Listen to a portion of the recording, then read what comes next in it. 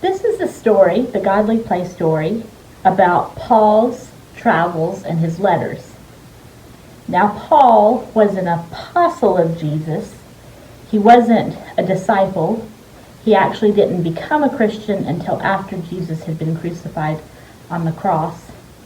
And so this is his story about how he did become a Christian and how he shared the word of Jesus throughout the area and the letters he wrote to share with everyone who wanted to learn the new way.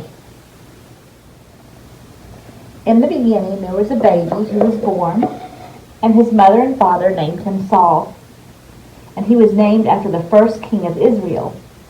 And his home was in a city called Tarsus that was near the sea. Now, as he grew up, he helped his father in his shop. Saul's father was a tent maker. And even though Saul's family lived far from Rome and were Jewish, they were made Roman citizens like many others in the city.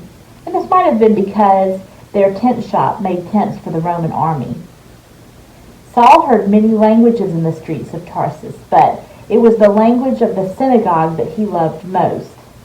His father and he read the Torah together. That was the Hebrew Bible. And Saul was very serious about knowing the Hebrew Bible.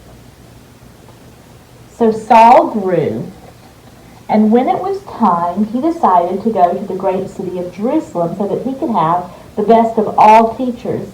And he waved goodbye to his family and home in Tarsus, and he traveled to that holy city. Now when Saul entered the city through a great high gate, he went first to the temple, and he worshipped there. And this is probably also where he studied and worked.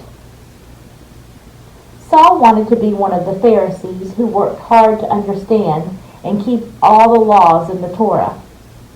Saul worked really hard to understand and keep those laws. He really didn't have patience for people who didn't do that. One day he heard about these followers of the way. They thought that the Messiah had come and that it was a man named Jesus of Nazareth. Now when Saul heard about that, he became angry, because the Messiah was supposed to drive away the Roman soldiers and rule with justice and mercy. So he thought Jesus was a criminal who should be crucified. And besides, in the law, it said that God curses any criminal who is hanged upon a tree, which Jesus had been on the cross. And so these people, he thought, were telling lies about God, and he thought he had to stop them from saying such things.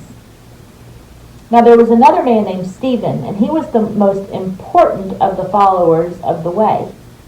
And the priests in the temple decided they needed to punish him. So this Stephen was taken outside the city walls to be killed. Saul held the coats of the ones who were throwing the stones at Stephen until he died.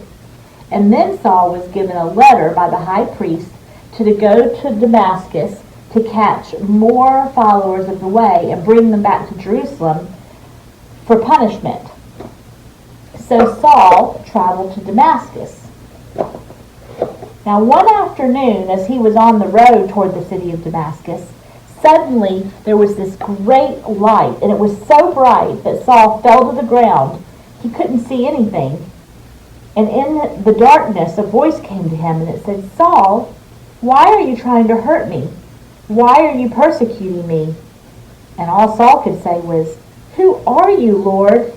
And the voice answered, "I am Jesus, the one you are persecuting. Get up and go into the city. You will be told what to do."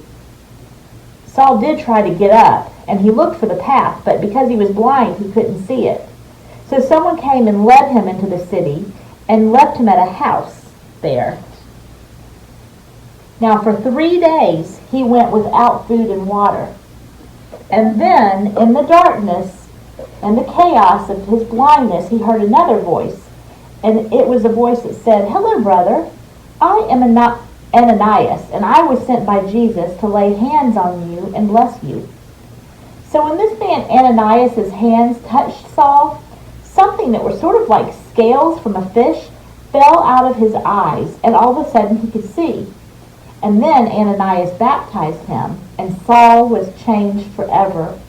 He could feel the power of the Holy Spirit growing inside him. And then Ananias and Saul ate together. Slowly, Saul regained his strength, and when he was better, he went to the synagogue to tell his fellow Jews the good news about what had happened to him. But when those Jews who were following the old law, when they heard what Saul said, they got really angry and they tried to kill him. They even put guards at the city gate to catch him if he tried to get away. But the followers of the way hid Saul in the city so that he couldn't be found. Now one night when it was dark, Saul and a small group of the followers of the way climbed quietly to the top of the city wall. They carried with them a large basket and lots of rope. They tied the rope to the basket, and Saul climbed inside of it. They lowered him down the wall, and he disappeared into the dark. Saul went into the desert of Arabia. He was confused, and he needed to understand what God wanted him to do. He had come to Damascus to catch followers of the way, but now he was one of the followers of the way himself. What did this mean? So Saul prayed, and he watched the empty desert, and he listened to the silence. And he came so close to God, and God came so close to him, that he knew what God wanted him to do. He was supposed to travel to the ends of the earth and tell people what had happened to him. His work was to try to say how his hate had turned into love and to begin churches where people could show how this was done. He was also supposed to write letters to help the new churches do this. So, here's Saul writing his letters. So Saul began his work. He sailed across the sea. He walked across the land. He went back to Jerusalem to meet with Peter, James, and the others there, who were now called Christians after Jesus Christ. They were suspicious of him, but they finally said that he should keep telling the story to the Gentiles. Those were what they called the non-Jews. And Saul even changed his name. He was traveling so much in the Roman Empire that he began to use his Roman name, which was Paul. Now, Paul's work was to start churches, but he also wrote letters to young churches to help them with their problems. He wrote to the Philippians and the Ephesians. He wrote to the Thessalonians and the Corinthians. He even wrote to the Romans and told them he wanted to visit them and then go on to Spain. Now, Paul turned to Jerusalem for the last time. And as he came to the temple, as he came into the city, he went to the temple. He wanted to make a sacrifice. He was still a Nazirite and keeping strict Jewish law as well as being a Christian. Now people there shouted at them that he didn't belong. Some began to push him. The Roman soldiers came running, and they pushed the people back with their shields, their short swords, and their spears. And they saved Paul's life, and they marched him to the fortress Antonia. The Roman soldiers, though, decided they were going to beat him to find out why the Jews wanted to kill him.